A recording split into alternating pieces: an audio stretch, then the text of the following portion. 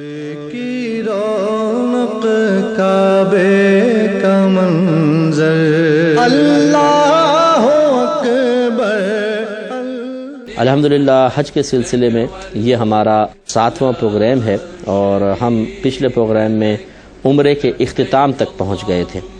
آپ نے سعی کی، سعی کے بعد 2 رکعت نوافل پڑھنا مستحب ہوتا ہے، نفل پڑھ لینا اچھا ہے، مستحب اگر آپ پڑھ لیں بہتر ہے، اور نہ پڑھیں تو کوئی گناہ نہیں ہے۔ اس کے بعد آپ نے حلق وغیرہ کرایا اور آپ احرام کی پابندیوں سے فارغ ہو گئے۔ اس کے بعد 8 ذو الحجہ تک آپ نفلی طواف کر سکتے ہیں اور مختلف مقامات کی زیارتیں وغیرہ کر سکتے ہیں، لیکن کوشش کریں کہ کوئی لمحہ آپ کا ضائع نہ ہو۔ 8 ذو الحجہ کو اب تمام کے تمام حضرات منی کی طرف روانہ ہوں گے، اور میں نے آپ کو جیسے بتایا تھا کہ ظہر تک آپ منی پہنچ جائیں گے۔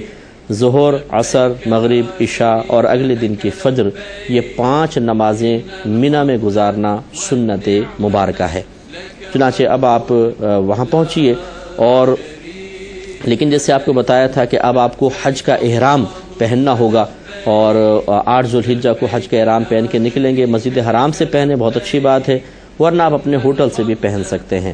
احرام پہننے کے بعد اب آپ حج کی نیت کریں گے، اور وہی نیت دل کے پختہ ارادے کو کہتے ہیں، لیکن زبان سے الفاظ ادا کر لیں تو بہت اچھا ہے۔ چنانچہ یہ الفاظ یوں اس طرح نیت، ان الفاظ کے ذریعے نیت کو ظاہر کر سکتے ہیں کہ اللہم انی ارید الحج فیسرہ لی وتقبلہ منی واعنی علیہ وبارک لی فیہ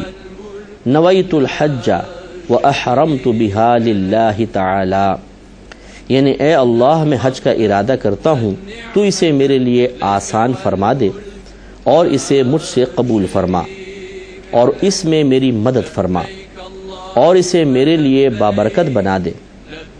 میں نے حج کی نیت کی اور اللہ کے لیے اس کا احرام باندھا۔ اس کے بعد دیکھیں، ہمیشہ جب بھی آپ احرام میں نیت کریں گے تو احرام پھر لبیک تلبیہ آپ پڑھیں گے، لبیک اللہم لبیک لبیک لا شریک لک لبیک ان الحمد والنعمت لک والملک لا شریک لک۔ 1 بار واجب ہوتا ہے، 3 بار افضل ہوتا ہے، اور پھر کوشش کریں کہ جتنا آپ کو موقع ملتا جائے تلبیہ، اس کو کہتے ہیں تلبیہ، پڑھتے رہیں۔ اب آپ منی کی طرف روانہ ہوں گے، اپنے قافلے کے ساتھ آپ جائیں، اور ظہر کی نماز اب آپ کو منی میں ادا کرنی ہے۔ منی میں پہنچنے کے بعد کوشش کریں کہ وہاں پر آپ کا وقت بالکل ضائع نہ ہو، ذکر الہی کرتے رہیں۔ اگر آپ مطلب کوئی عالم دین ساتھ ہیں، ان سے مسائل پوچھتے رہیں، اور دیگر مطلب اچھے کاموں کے اندر اپنے وقت کو گزاریں۔ ایسا نہ ہو کہ خواتین ایک جگہ مل کر بیٹھ جائیں اور باتیں کرنا شروع کر دیں، اور مرد حضرات ایک جگہ بیٹھ کے فضولیات کرنے لگ جائیں، ایسا نہیں ہے۔ عموماً ایسا ہوتا ہے کہ مردوں عورتوں کے خیمے علیحدہ ہوتے ہیں۔ بعض اوقات ایسا بھی ہوتا ہے کہ ایک ہی خیمے کے اندر عورتوں مردوں کو رکھ دیا جاتا ہے، لیکن اس میں یہ ضرور ہوتا ہے کہ بیچ میں کوئی پردہ وغیرہ لگا دیتے ہیں۔ اگر نہ بھی ہو تو آپ اپنا ایک پردہ وہاں پہ عارضی طور پہ قائم کر سکتے ہیں، اور کوشش کریں کہ آپ وہاں پر بہت ہی احتیاط کے ساتھ اپنا وقت گزاریں۔ تو آپ نے وہاں ظہر پڑھی، پھر عصر، پھر مغرب، پھر عشاء۔ عشاء کے بعد آپ سوئے، اور کوشش کرے گا جاگ کے گزار لیں تو بہت اچھی بات ہے، ورنہ بہرحال سونے میں کوئی مسئلہ نہیں ہے، یہ جلدی سو جائیں اور تہجد کے وقت اٹھ جائیں، تہجد بھی پڑھ لیں۔ منی کی تہجد بہت بڑی چیز ہے، اور اس کے بعد پھر فجر کی نماز ادا کریں۔ تو آپ 8 ذو الحجہ کو آپ نے حج کا احرام پہنا تھا، اور یہ 8 کا پورا دن آپ نے، اور اس سے اگلی 9 کی رات یہ منی میں گزار لی۔ اب 9 ذو الحجہ کا دن آ گیا، اس میں اب آپ کو جانا ہے میدان عرفات میں، اور اس میں تمام کے تمام حاجی میدان عرفات کی طرف جا رہے ہوتے ہیں۔ اور میدان عرفات وہ میدان ہے کہ جس میں جو شخص بھی 9 ذی الحجہ کو غروب آفتاب سے پہلے 1 لمحہ بھی داخل ہو جاتا ہے تو وہ حاجی ہو جاتا ہے۔ غروب آفتاب سے پہلے پہنچنا اچھا ہوتا ہے، کیونکہ بغیر دم کے ہے، ورنہ تو پوری اگلی رات بھی اگر کوئی میدان عرفات میں پہنچ گیا اس کا وقوف ہو جاتا ہے، لیکن غروب آفتاب کے بعد اگر وہ پہنچے گا حاجی تو بن جائے گا، لیکن دم لازم ہوتا ہے۔ اس لیے آپ دن میں وہاں پہنچ جائیں، اور اب آپ ظہر تک وہاں پہنچ جائیں تو بہت ہی بیسٹ ہوتا ہے۔ ظہر، عصر اور مغرب تک وہاں پہ آپ کو گویا کہ قیام کرنا ہے۔ مغرب سے پہلے وہاں سے نکل جانے سے دم لازم ہوگا، اس لیے کم از کم مغرب تک تو آپ کو وہیں پر رہنا ہے۔ لیکن یاد رکھیں کہ میدان عرفات میں مغرب کی نماز نہیں پڑھنی ہے، یہ پڑھنی ہوگی مزدلفہ میں جا کے، جس کا طریقہ بھی ہم آپ کی خدمت میں عرض کریں گے۔ ظہر میں وہاں پہنچ جائیں، ظہر کی جب نماز کے وقت آئے تو غسل اگر کا موقع مل جائے تو بہت اچھی بات ہے، ورنہ کم از کم تازہ وضو کریں۔ اور یہ یاد رکھیں کہ فقہ حنفی کے روشنی میں ظہر اپنے وقت میں پڑھیے گا، عصر اپنے وقت میں پڑھیں۔ ظہر اور عصر کو ملا کر پڑھنا یہ اسی وقت احناف کے نزدیک صحیح ہے جب وہاں پر حاکم اسلام موجود ہو باقاعدہ، جیسے نبی کریم صلی اللہ علیہ وسلم تھے، ابو بکر صدیق تھے، عمر فاروق تھے۔ لیکن اب چونکہ حاکم اسلام کا دور نہیں ہے، لہٰذا ظہر کے وقت میں ادا کی جائے، عصر کے وقت میں ادا کی جائے۔ عصر کی نماز سے لے کر مغرب تک کوشش کریں کہ خوب اخلاص کے ساتھ اللہ تبارک و تعالیٰ کی بارگاہ میں دعا کریں، کیونکہ یہ وہ میدان ہے کہ جس میں اللہ تبارک و تعالیٰ بندے کے وہ تمام گناہ، وہ تمام قصور معاف کر دے گا جو اس نے اللہ کے حق میں کوتاہی کی تھی، تمام کے تمام گناہ بخشے جائیں گے۔ لیکن حقوق العباد کی معافی کا یہاں اعلان نہیں ہے، وہ مزدلفہ میں جا کر ہوگا۔ لیکن یہ یاد رکھیے کہ میدان عرفات میں اگر آپ کے تمام گناہ بخشے گئے تو اس کا مطلب یہ نہیں ہے کہ آپ کو قضا نمازیں ادا نہیں کرنی ہیں، قضا روزے نہیں رکھنے ہیں، زکوٰۃ اگر آپ پہ لازم باقی تھی تو زکوٰۃ ادا نہیں کرنی ہے، اگر قربانیاں باقی تھیں تو اب وہ قربانیوں کا آپ کو کفارہ وغیرہ نہیں دینا ہے، ایسا نہیں ہے، بلکہ آپ کو یہ تمام کام تو کرنے پڑیں گے۔ لیکن میدان عرفات کی برکت یہ ہے کہ ان امور کی ادائیگی میں کوتاہی کا جتنا بھی گناہ تھا اللہ تعالیٰ اس تمام گناہ کو معاف فرما دے گا، اور ایسا ہو جائے گا انسان گناہوں سے کہ ان حقوق العباد کے معاملے میں جیسے آج ہی اپنی ماں کے پیٹ سے پیدا ہوا ہے۔ مغرب تک وہیں رہیں گے۔ مغرب کی نماز جیسے آپ کو بتایا کہ آپ نے یہاں ادا نہیں کرنی ہے، بلکہ مغرب کے بعد پھر مزدلفہ کی طرف روانہ ہو جانا ہے، اپنے قافلے کے ساتھ آپ جائیں اور مزدلفہ میں پھر آپ وہاں پر قیام کریں گے۔ میدان عرفات میں جب پہنچتے ہیں تو وہ کہتے ہیں کہ جی عید کا مطلب خطبہ وغیرہ پڑھتے ہیں، وہ چل رہا ہوتا ہے، حج کا خطبہ ہوتا ہے، تو اس میں اگر خدا نخواستہ تھوڑا بہت نکل گیا، آپ کی کوئی توجہ نہیں رہی تو اس سے کوئی فرق نہیں پڑتا ہے، باقی غور سے اس کو سننے کی کوشش ضرور کریں، یہ بہت ہی اچھا ہے۔ یہ یاد رکھیں کہ یہ میدان عرفات میں چونکہ رش بہت ہی زیادہ ہوتا ہے، اب تو ویسے خیمے بنا دیے گئے ہیں، الگ الگ معلمین اپنے اپنے خیموں میں لوگوں کو ٹھہراتے ہیں، لیکن پھر بھی بعض اوقات انسان بچھڑ جاتا ہے، تو اپنا وہ کارڈ جو خیمے کا کارڈ ہے وہ ضرور اپنے پاس رکھیں۔ خواتین اگر واش روم وغیرہ جانا چاہیں بہنیں تو ان کو بھی بڑی احتیاط کے ساتھ جانا چاہیے، اور واپسی کے لیے وہ اچھی طرح نشانیاں وغیرہ اپنے ذہن میں رکھیں تاکہ بچھڑ نہ جائیں۔ لیکن کبھی بھی آپ بچھڑ جائیں تو گھبرائیں نہیں، ڈرنے کی کوئی ضرورت نہیں ہے، اور مطلب پریشان نہ ہوں۔ اللہ تبارک و تعالیٰ اس مقام پہ اگر کوئی بچہ بھی کھو جاتا ہے اس سے اس کے پیاروں سے ملوا دیتا ہے۔ اتنی مطلب برکت ہے، اتنی برکت ہے جس کی کوئی انتہا نہیں، کہ کوئی جو بچھڑ جاتا ہے وہ ایسا ہوتا ہی نہیں ہے کہ وہ اپنوں سے نہ مل سکے، بالکل آرام سے آپ مل سکیں گے۔ میدان عرفات میں کوئی مخصوص دعا نہیں ہوتی ہے، ویسے تو لوگ دعائیں بتائیں گے، لیکن جو بھی آپ دعا کرنا چاہیں خصوصاً عصر سے مغرب بکثرت دعا کریں، اور اگر بہت بہتر ہے کہ اجتماعی دعا کر لیں تو بہت اچھی بات ہے، کوئی کہ عالم دین ہوں آپ کے، وہ دعا مانگے، آپ ان کے ساتھ دعا مانگیں، اور اچھی مطلب رقت انگیز دعا ہو، اپنے گناہوں کو یاد کریں اور خوب نادم ہوں، شرمندہ ہوں، کیونکہ آج اگر یہاں سے کوئی بغیر مغفرت کے چلا گیا تو وہ بہت بدبخت انسان ہے۔ اس لیے خوب رو رو کر اللہ تعالیٰ کی بارگاہ میں دعا کریں، اور انشاءاللہ عز و جل اللہ کی رحمت سے امید ہے کہ آج آپ کے اس تمام گناہ بخشے جائیں گے، اور نام اعمال حقوق اللہ میں کوتاہی کے گناہوں سے بالکل صاف ستھرا ہو جائے گا۔ جب غروب آفتاب ہو جائے، آپ کو یقین حاصل ہو جائے، اب آپ مزدلفہ کی طرف روانہ ہوں گے۔ یہ بھی ایک دیکھیں، ہوتا یہ ہے کہ پہلے آپ مینا سے جاتے ہیں جب میدان عرفات کی طرف، تو مزدلفہ سے گزر کے ہی جاتے ہیں، میدان عرفات اس کے پیچھے ہے، پھر میدان عرفات میں جانے کے بعد پھر آپ واپس آتے ہیں مزدلفہ کی طرف۔ لیکن جب آپ مزدلفہ سے گزرتے ہیں تو یہ مزدلفہ میں داخل ہونا یا وہاں کا وقوف نہیں کہلاتا، کیونکہ آپ عرفات جا رہے ہیں، عرفات جا کے ٹھہرتے ہیں، پھر آپ واپس آتے ہیں، اب آپ کو مزدلفہ ٹھہرنا ہے۔ اور اس میں ذرا اچھی طریقے سے ذرا یہ معلومات، آپ کے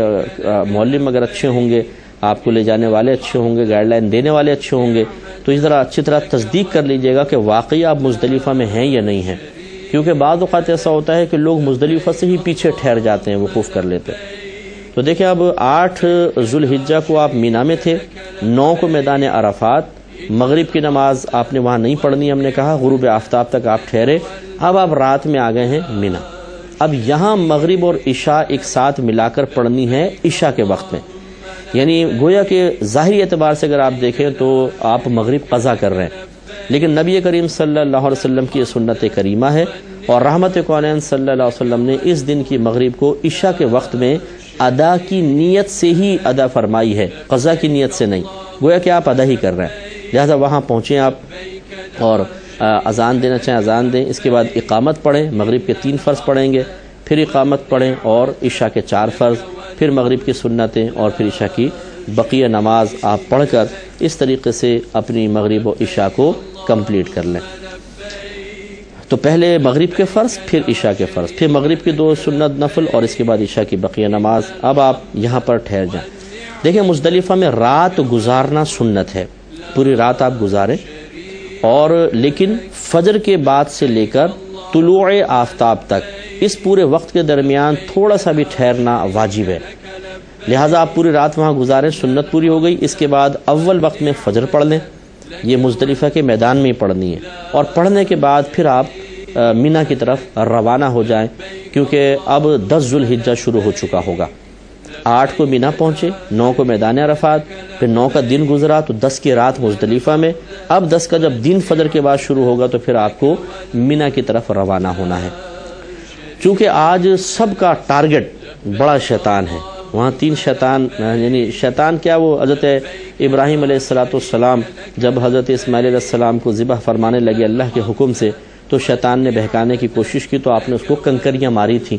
تو 3 مقام پہ کنکریاں ماری تھیں، تو وہ 3 مقام پر ہمیں کنکریاں اس سنت کی ادائیگی کے لیے مارنا سنت کریمہ ہوتا ہے۔ تو ایک وہاں پہ چھوٹا شیطان کہلاتا ہے، ایک درمیانہ شیطان کہلاتا ہے، ایک بڑا شیطان کہلاتا ہے۔ تو آج جو آپ نے کنکریاں مارنی ہیں 10 ذوالحجہ کو، وہ ایک شیطان کو مارنی ہے، اور تمام کے تمام حاجیوں نے وہاں پر مارنی ہے، تو رش بہت زیادہ ہوتا ہے، اس لیے ہمارا مشورہ یہ ہوگا کوشش کریں کہ فجر کو اول وقت میں پڑھیں اور پڑھتے ہی آپ روانہ ہو جائیں۔ اس کے لیے زیادہ بیسٹ یہ ہوتا ہے کہ جو آپ کو لے کے جا رہے ہیں وہ بھی ماشاءاللہ سمجھدار ہوتے ہیں، سمجھتے ہیں، لیکن ان کو آپ مشورہ دے سکتے ہیں کہ جیسے آپ عرفات سے مزدلفہ میں داخل ہوں تو شروع میں نہ ٹھہر جائیں، بلکہ آپ چلتے جائیں حتیٰ کہ جب مینا سٹارٹ ہونے لگے اس سے بس متصل مزدلفہ میں ٹھہریں، تاکہ جیسے ہی آپ نماز فجر ادا کریں فوراً آپ مینا میں داخل ہو کر پہلے وقت میں آپ کنکریاں مار کر فارغ ہو جائیں، یہ سب سے بیسٹ ہوتا ہے۔ لیکن یہ یاد رکھیے گا کہ یہاں کا جیسے میں نے آپ کو بتایا کہ فجر کے بعد اور طلوع آفتاب سے پہلے تھوڑا سا وقت گزارنا واجب ہوتا ہے، لیکن اگر آپ یہ دیکھتے ہیں کہ کوئی خواتین ہیں، بچے ہیں اور رش بہت کثیر ہے اور ان کے لیے بڑی دقت ہو جائے گی فجر پڑھنے کے بعد نکلنے میں، تو رات میں بھی روانہ ہو سکتے ہیں اور ان سے یہ وقوف ساقط ہو جائے گا، کوئی دم وغیرہ لازم نہیں ہوگا۔ لیکن افضل اور اولیٰ یہی ہے کہ فجر اول وقت میں پڑھیں، اس کے بعد جب آپ فجر پڑھ ہی رہے ہیں تو سمجھ لیجیے آپ کا وقوف واجبی ادا ہو گیا، اب پورا وقت یہاں غروب آفتاب تک اور طلوع آفتاب تک گزارنا لازم نہیں ہے، بس آپ نکل جائیں، فجر پڑھتے ہی آپ مینا کے لیے روانہ ہو جائیں گے۔ اب یہ دیکھیے جو مزدلفہ میں آپ نے رات گزاری، یہ بہت ہی مبارک رات ہے، اور حقیقتاً یہ سونے والی رات نہیں ہے، اس میں آپ اللہ کی بارگاہ میں رو رو کر گڑ گڑا کر دعائیں مانگیں، اپنی مغفرت کو طلب کریں۔ رحمت کونین صلی اللہ علیہ وسلم جب میدان عرفات پہنچے، اللہ تعالیٰ کی بارگاہ میں اپنی امت کی سفارش کی دعا کی، مغفرت کی دعا کی، تو اللہ تعالیٰ نے تمام اپنے حقوق معاف کر دیے، حقوق اللہ میں کوتاہی معاف کر دی۔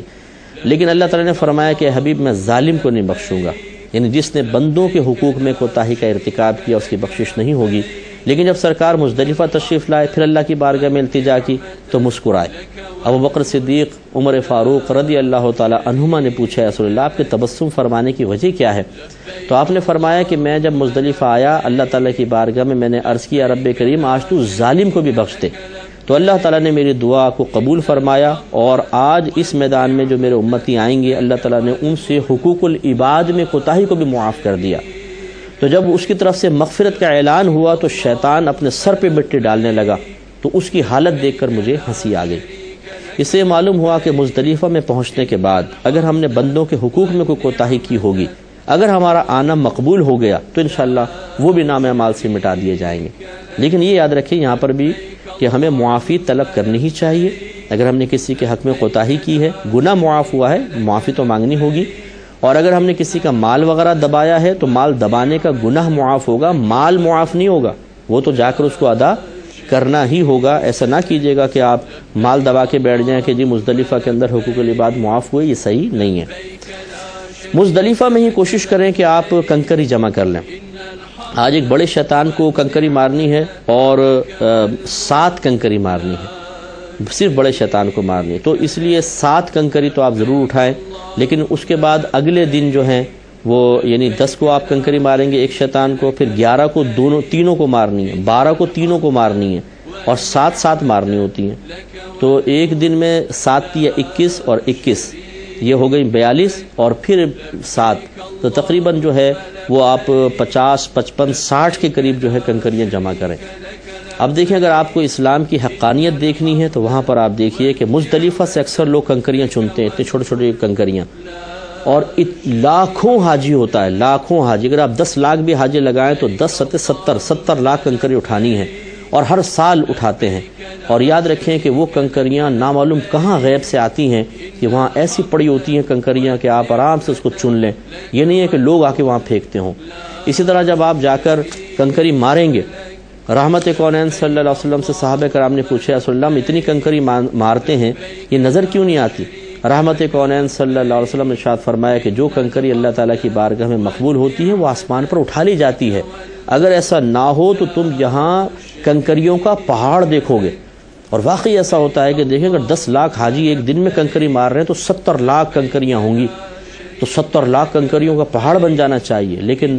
یہ آپ اپنی آنکھوں سے جا کر دیکھیں انشاءاللہ کہ جیسی کنکری لگ کر نیچے گرتی ہے، گرتے ہوئے نظر تو آتی ہے، اس کے بعد غائب ہو جاتی ہے۔ اور یہ اللہ تعالیٰ کی بہت بڑا اللہ کا ایک قدرت کا اظہار ہے۔ جو اسلام کی حقانیت کو دیکھنا چاہتا ہے اس منظر کو جا کر دیکھے، اس کے زبان سے نکلے گا کہ واقعی مذہب اسلام ایک حق مذہب ہے۔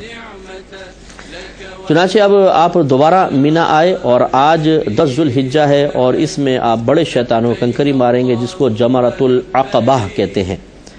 یاد رکھیں کہ کنکری خود مارنی ہوگی، یہ واجب ہے، لیکن اگر کوئی بیمار ہے، بہت زیادہ کمزور اور بوڑھا ہے، اور مطلب اسی طرح اپاہج ہے کہ وہ وہاں اس رش میں نہیں مار سکتا ہے، تو پھر وہ کسی کو نائب بنا سکتا ہے، لیکن ایسا نہیں کر سکتا کہ وہ خود ٹھہر جائے اور دوسرے کو، یعنی تندرست ہے مار بھی سکتا ہو، کسی اور کو نائب بنا دے، پھر دم لازم ہو جائے گا۔ اور یاد رکھیں کہ آج جب آپ جائیں گے تو آج آپ جا کے کنکری ماریں، غروب آفتاب سے پہلے مار لیں، یہ سنت کریمہ ہے، لیکن اگر آپ رات میں بھی ماریں گے تو کنکری کی سنت ادا ہو جائے گی، یعنی واجب ادا ہو جائے گا، لیکن خلاف سنت ہوگا۔ لیکن اگر عورتیں بچے ہیں یا کمزور ہیں، وہ دن میں اگر نہ مار سکیں ویٹ کر لیں، رات میں جا کے مار لیں غروب آفتاب کے بعد، اس میں کوئی حرج نہیں ہے، تو یہ انشاءاللہ کنکریاں مارنے سے واجب ادا ہوگا۔ اور وہ بیمار وغیرہ ہے تو کوئی اور مار سکتا ہے۔ کنکری مارنے کا طریقہ یہ ہے کہ آپ مطلب تقریباً 7 قدم کے فاصلے پر، بعض نے کہا 3 قدم کے فاصلے پہ کھڑے ہو جائیں، سیدھے ہاتھ میں انگوٹھے اور شہادت کی انگلی سے کنکری پکڑیں، اور اس طرح ہاتھ اٹھا کے ماریں۔ بہت بڑا پلر بنایا ہوا ہے، بس پلر کو مار دیں گے تو وہ خود بخود باؤنڈری کے اندر گر جاتا ہے، اور ہر کنکری کو مارتے ہوئے بسم اللہ اللہ اکبر آپ پڑھ لیں تو انشاءاللہ یہ مستحب ہے اور باعث ثواب ہوگا۔ 7 کنکری کم از کم آپ کو مارنی ہوگی۔ 7 کنکری مارنے کے بعد اب آپ کو دوسرا کام کرنا ہے قربانی۔ فقہ حنفی کی روح سے اس میں ترتیب واجب ہے کہ پہلے کنکری ماریں، پھر اس کے بعد قربانی کریں، اس کے بعد حلق وغیرہ کروا سکتے ہیں، پھر آج ہی طواف زیارہ کے لیے آپ جانا چاہیں تو جا سکتے ہیں۔ لہٰذا آپ نے کنکری وغیرہ مار لی، اس کے بعد پھر آپ قربانی کریں گے۔ یہ اچھی طرح یاد رکھیں کہ یہ قارن اور متمتع، یعنی حج قران کرنے والا اور حج تمتع کرنے والے پر حج کی قربانی واجب ہے، یعنی حج کے شکرانے کے طور پہ۔ یہ وہ قربانی نہیں ہے جو عید الاضحیٰ کی ہے، بقرعید والی۔ اگر آپ مالک نصاب ہیں تو حج کی قربانی ایک تو وہاں کرنی ہے آپ کو، اور دوسری قربانی عید الاضحیٰ کی آپ کو کرنی ہوگی۔ جو وہاں کرنا لازم نہیں ہے، آپ پاکستان میں کسی کو وکیل بنا دیں، وہ یہاں ادا کر لے گا، تو انشاءاللہ قربانی ادا ہو جائے گی۔ اللہ تعالیٰ سے دعا ہے کہ رب کریم جو کچھ ہم نے سنا اسے یاد رکھنے، ذہن میں محفوظ رکھنے کی توفیق عطا فرمائے، آمین۔ وآخر دعوانا ان الحمد للہ رب العالمین۔